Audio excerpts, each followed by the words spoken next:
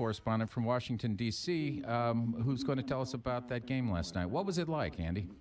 It was amazing. Almost 25,000 people there. One of the most amazing moments was when Officer Bailey, one of the two officers who shot and took out this shooter that was aiming at all the Republicans just the day before, walked up to the mound on crutches, big smile on his face, threw out the first pitch. He bounced it on home plate. No one cared. Everyone roared. This was a true hero. Literally, you don't see this very often. We talk about baseball heroes. This guy was a hero who saved a lot of lives that day.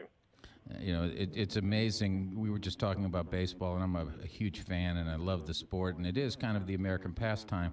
And the ability to come together as a Congress and maybe even a country for a while after such a tragedy, and to recognize those people, like you said, that are the true heroes and that are doing the real work. Yeah, it was an amazing game. This game has been played for 108 years, and only a few times have they canceled it during World War II and during the Depression. There was a House Speaker back in the 50s who said, you know what, this game's gotten too physical. Let's call this thing off for a while. But they came back, and they've been playing ever since, and they've raised a lot of money for charity. Last night, they expected to perhaps raise maybe $500,000, which is a lot of money.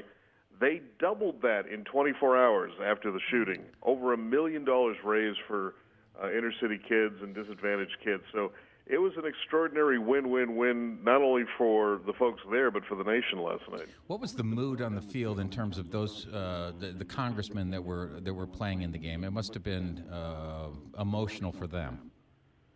Well, it was. You think about this here, even if you get in a car accident and you think, the airbag went off or I got a little bit of whiplash, you're shaken for a few days. These guys were in the gun sight of a rifle, and some of their colleagues were hit and badly wounded. Now, to come off that and in less than 24 hours play a baseball game is pretty extraordinary. Was there any discussion of canceling the game or calling it off, postponing it? I don't think there ever was. I think immediately afterwards to say, we're going to stand up and make this, we're going to be united and bigger than any of the hatred that's out there and where it manifests itself into this kind of violence. Right. But it has made folks think twice about the way they talk here on Capitol Hill. Some other celebrities showed up. Joe Torre was there from baseball, and Steve Garvey. It sounded like the mood overall, after kind of getting by what had happened, the mood overall was positive. It was. You didn't see any of the rancor. What was interesting is that President Trump had a recorded message. He didn't want to show up to the game because he thought the security would be even harder for folks, so that's why he didn't come. And it was pretty polite. There are people on both sides of the aisle that aren't particularly happy with the president at this moment.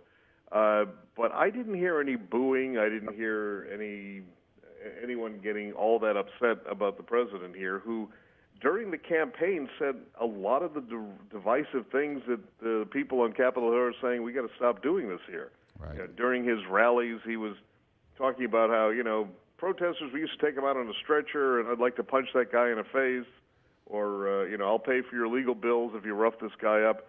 And that's the kind of talk that we've heard that at one point drove this guy to some kind of mindset that he thought it's okay to take a gun and shoot people.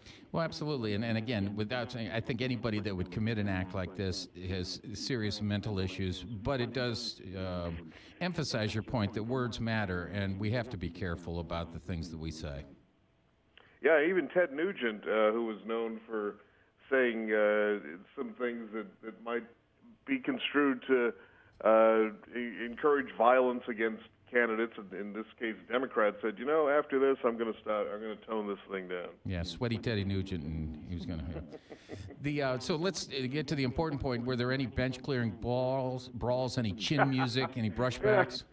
No, well, I got to say the Republican pitcher was not what you'd call major league quality, and a lot of those balls had trouble hitting the strike zone. But and you saw that in the final score where the Democrats kind of wiped the field with the Republicans yesterday. What was the final score?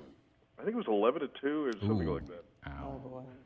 Yeah, a little control problem, but that's all right. Andy Field, thank you very much for filling us in, letting us know what was going on the field yesterday in Washington. Andy Field, ABC News correspondent from Washington.